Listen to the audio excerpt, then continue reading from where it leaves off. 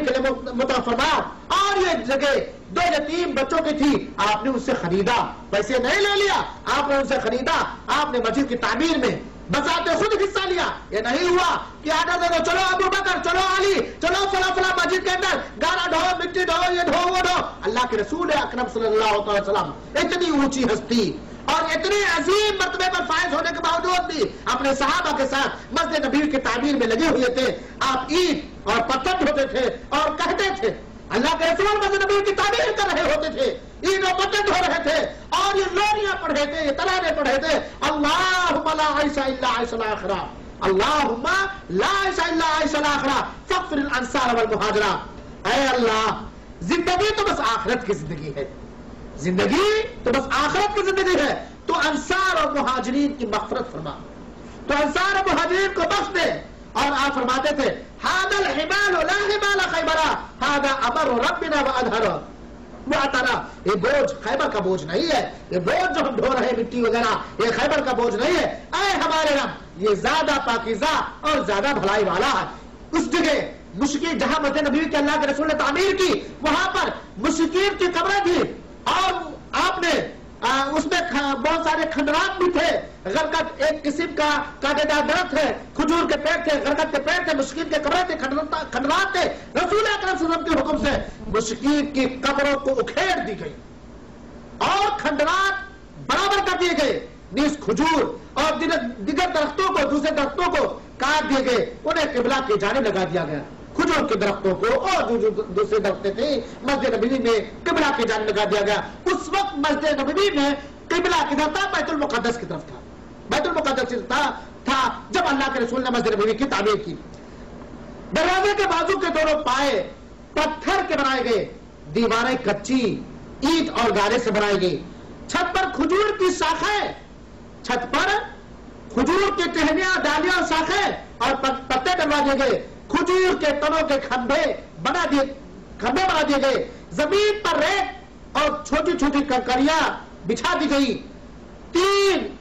دروازے لگائے گئے، قبلے کی دیوار سے پچھلی دیوار تک 100 ہاتھ لمبائی تھی، قبلے کی دیوار سے پچھلی دیوار تک 100 ہاتھ کی لمبائی تھی، اور چوڑائی بھی اتنی یا اس سے کچھ کم تھی، بنیاد تقریباً 3 ہاتھ گہری تھی۔ صحابہ بیان فرماتے ہیں کہ جب بارشیں ہوتی تھی تو ہماری پیشانیوں پر مٹی کی کیچڑ لگ جایا کرتے تھے۔ کچی مسجد اللہ کے رسول اکرم صلی اللہ علیہ وسلم نے اس زمانے میں بنائی تھی، اور مسجد نبوی کی تعمیر کرنے کے ساتھ ساتھ اللہ کے رسول اکرم صلی اللہ علیہ وسلم نے لوگوں کے دلوں کو جوڑنے کے لیے مواخات کیا، بھائی چارگی کرائی، مسلمانوں کے درمیان، انصار اور مہاجرین کے درمیان مواخات اور بھائی چارگی کرائی۔ اور یہ مواخات و بھائی چارگی کا معاملہ یا جس وقت اللہ کے رسول نے انصار و مہاجرین کے درمیان بھائی چارگی کرایا، میرے بھائیو تفصیلی کتابوں پڑھنے کے لائق ہے کہ انصار نے مہاجرین کی کس طرح خدمت کی اور مہاجرین نے انصار سے کس طرح استغنا اور غیر نفس کا اظہار کیا۔ جس طرح رسول اکرم صلی اللہ علیہ وسلم نے مسجد نبوی کی تعمیر کا اہتمام فرمایا، باہمی اجتماعات، باہمی میل محبت، باہمی الفت کے لیے ایک مرکز بھی اللہ کے رسول اکرم صلی اللہ علیہ وسلم نے وجود بخشا۔ اسی طرح آپ صلی اللہ علیہ وسلم نے تاریخ انسانی کا ایک اور تابناک، ایک اور روشن اور سب سے بڑا روشن کارنامہ انجام دیا۔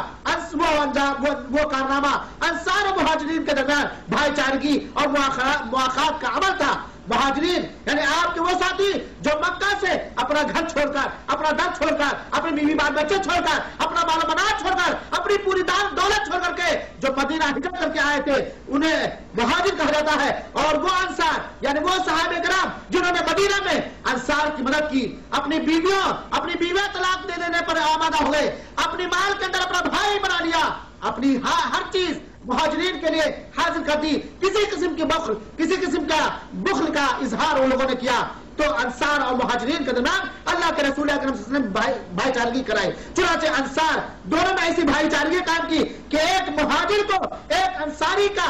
مال کا شریک بھائی بنا دیا گیا۔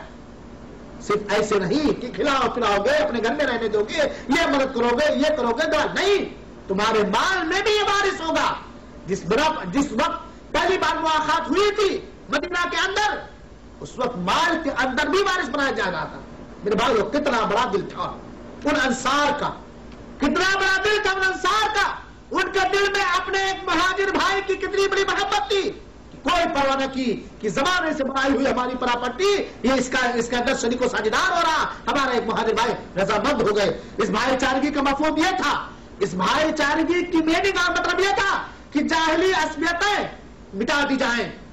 حمیت صرف اسلام کے لیے باقی رہے، ہمدردی اور حمیت زمانے جاہلیت کی جتنی حمیتیں تھیں وہ عصبیتیں تھیں وہ ساری کی ساری مٹا دی جائیں، اور حمیت ہمدردی صرف اسلام کے لیے باقی رہے۔ رنگ نسب و نسل اور وطن کی امتیازات مٹ جائیں، نہ کسی کو کسی پر فخر حاصل ہو، نہ کسی کو کسی پر غرور اور گھمنڈ کا موقع ملے، بلندی اور پستی، اونچائی اور نیچائی کا معیار تقویٰ قرار دیا جائے، اونچائی اور نیچائی کا معیار تقویٰ قرار دیا جائے۔ دوستی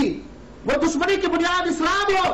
مہاجرین اور انصار ایک ساتھ کام میں لگ گئے، بھائی چارگی کے تعلقات ان میں بہت بڑھ گئے۔ رسول اکرم صلی اللہ علیہ وسلم نے اس عہد و پیمان کو محض کھوکھلے الفاظ کا جامہ نہ بنایا کہ زبان سے کہہ دیا جائے اور روا روا میں چل جائے، بلکہ اسے ایک ایسا نافذ العمل عہد و پیمان قرار دیا تھا جو خون اور مال سے مربوط تھا، جو خون اور مال سے مربوط تھا۔ یہ خالی خولی اسلامی اور مبارکبادی نہ تھی، زبان پر روانی کے ساتھ جاری،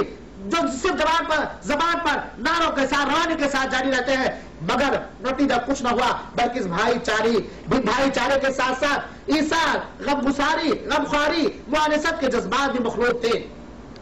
اسی لیے اس نے اس نئے معاشرے کو بڑے نادر و تابناک کارناموں سے پر کر دیا تھا۔ اس کی دلیل جو تاریخی کارنامے انجام پائے مواخات کے وہ بھائی چارگی کے موقع پر، اس کی دلیل عبد الرحمن جو مہاجر تھے اور سعد بن نبی جو انصاری تھے، ان کا واقعہ ہے کہ سعد بن نبی نے کہا، اے عبد الرحمن، ہمارے پاس 2 بیویاں ہیں،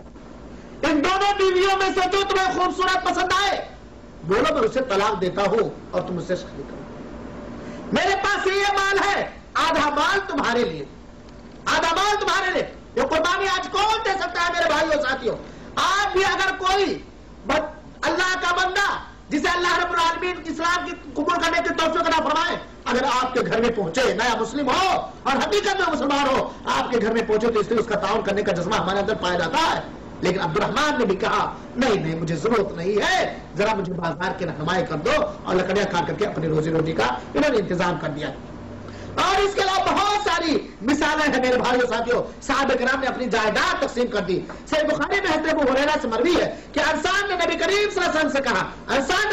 وسلم سے کہا، ہمارے اور ہمارے مہاجر بھائیوں کے درمیان کھجور کے باغات تقسیم کر دیا جائے، ہمارے اور ہمارے مہاجر بھائیوں کے ساتھ کھجور کے باغات تقسیم کر دیا جائے۔ آپ نے فرمایا